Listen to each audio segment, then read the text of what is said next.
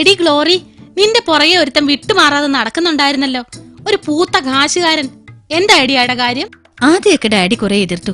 മറ്റൊരാളിന്റെ കൂടെ ഒരു വിവാഹ ജീവിതം എനിക്ക് സാധ്യമാകില്ലാതെ ഞാൻ തീർത്ത് പറഞ്ഞപ്പോ ഡാഡിയും മമ്മിയും വിവാഹത്തിന് സമ്മതിച്ചു. അപ്പൊ അയാളുടെ വീട്ടുകാരോ? അവരെന്ത് പറയുന്നു? അവിടെയും തുടക്കത്തിൽ കുറേ എതിർപ്പുണ്ടായിരുന്നു. ഒരു വിധത്തിലൊക്കെ അയാൾ അവരെ പറഞ്ഞ് സമ്മതിപ്പിച്ചു.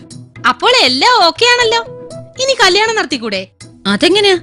അയാളുടെ ഭാര്യ സമ്മതിക്കണ്ടേ?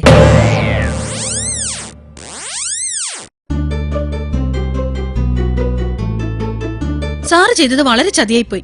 എന്ത് ചതി? എന്താ കാര്യം? ആ കിളവനെ പരിചരിക്കാൻ ഹോം നേഴ്സായി എന്നെ വിടരുതെന്ന് ഞാൻ അന്നേ പറഞ്ഞതല്ലായിരുന്നോ? വളരെ അവശ നിലയിലായിരുന്നൊരു വൃദ്ധനല്ലായിരുന്നു അയാള്. ആ വീട്ടിലാണേ ഒരു കിളവിയല്ലാതെ വേറെ ആരും ഉണ്ടായിരുന്നില്ല. ആട്ടെ, ശമ്പളമൊക്കെ കിട്ടിക്കാണല്ലോ അല്ലേ? ശമ്പളവും കിട്ടിയില്ല. ഓഹോ, ഇപ്പോൾ എത്ര മാസമായി? 6 മാസമായി. 6 മാസോ? എന്നിട്ട് രജിസ്റ്ററിൽ 1 കൊല്ലമെന്നാണല്ലോ കാണിക്കുന്നത്. 6 മാസമായെന്ന് പറഞ്ഞത് എനിക്കാ.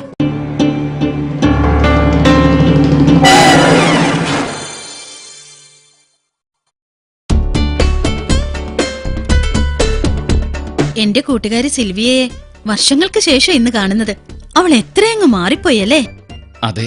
അവളെ കണ്ടപ്പോ നിങ്ങളുടെ കണ്ണ് നിറഞ്ഞൊഴുകുന്നത് കണ്ടല്ലോ. എന്താ കാര്യം? ഗ്ലോറി പ്ലീസ്, എന്നോട് ക്ഷമിക്കൂ. സിൽവിയ എന്റെയും കൂട്ടുകാരിയായിരുന്നു. അതിനെന്തിനാ കരയുന്നേ? അതല്ല, ഞാൻ ഒരിക്കൽ അവളെ ചുംബിച്ചിട്ടുണ്ട്. അതോർത്ത് കണ്ണു നിറഞ്ഞതാ. ഓ അതാണോ? അങ്ങനെയാണെങ്കിൽ നിങ്ങളുടെ സുഹൃത്ത് ലോറൻസിനെ കാണുമ്പോ ഞാൻ പൊട്ടിക്കരയണമല്ലോ.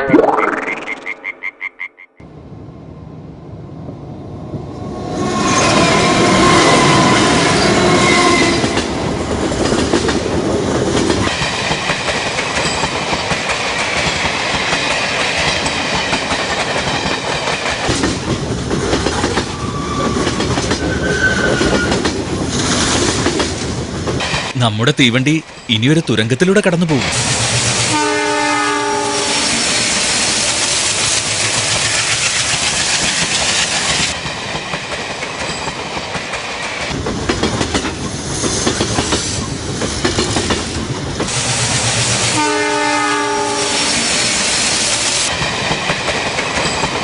വലിയ തുരങ്കമായിരുന്നല്ലോടി.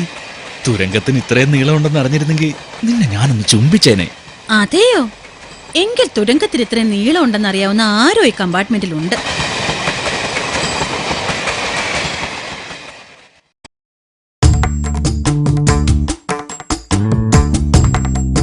നിങ്ങളെ രണ്ടിനെ ഞാൻ എത്രാമതാണ് താക്കീത് ചെയ്യുന്നത്?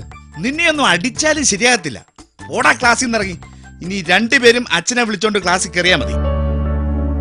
ഇനി ഒരു ദാക്ഷിണ്യവും. നീയൊക്കെ നന്നാവൂന്ന് ഞാനൊന്ന് നോക്കട്ടെ. അപ്പൊ നമ്മൾ എവിടെയാ പഠിച്ചു നിർത്തിയത്?